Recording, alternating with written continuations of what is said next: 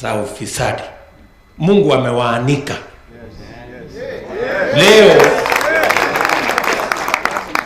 Leo wamepatwa na kigugumizi,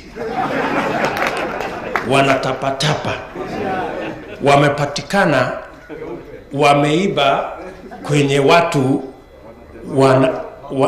ni wagonjwa na kwenye makaburi, wamepatikana huko na ufisadi. Ndio wamepatwa na kigugumizi, wanatapatapa.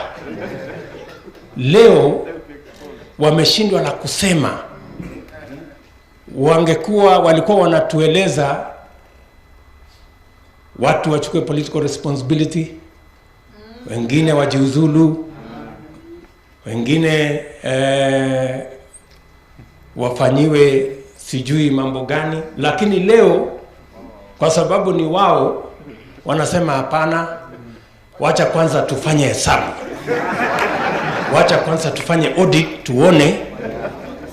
Sasa niwaulize, ni kweli ni mzuri kufanya audit, lakini kama PPE ilikuwa ni 3,000 na imeuziwa serikali 10,000, sasa hesabu ni sawa, lakini mbona mmebadilisha msimamo wenu? Mbona mambo yamebadilika? Siku ile mlikuwa mnasema haya, leo mnasema mengine.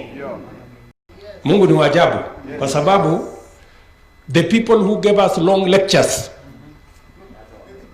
about money in churches, about Christians and church leaders being business people, today they are stammering. Today they are staggering. They don't know what to say. They were telling us the other day, people to take political responsibility, people to resign, people to be taken to court. Today they are telling us, no, wait. Let's wait with the investigations. First, let's do audit, professional audit. Gentlemen, my friends, your doublespeak is so loud, and your double standards are so obvious and so glaring that it doesn't matter where we look, they are obvious.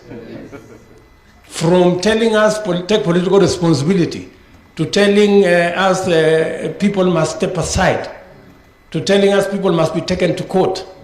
Now you are telling us, no, let's do a special audit.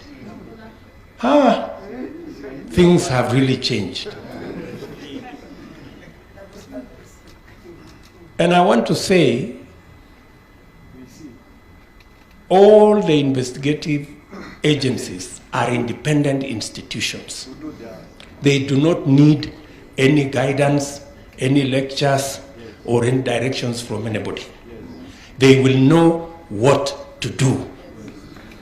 There are those who are looking for this so-called special audit because they are looking for detergents and sanitizers for the laundromats they run.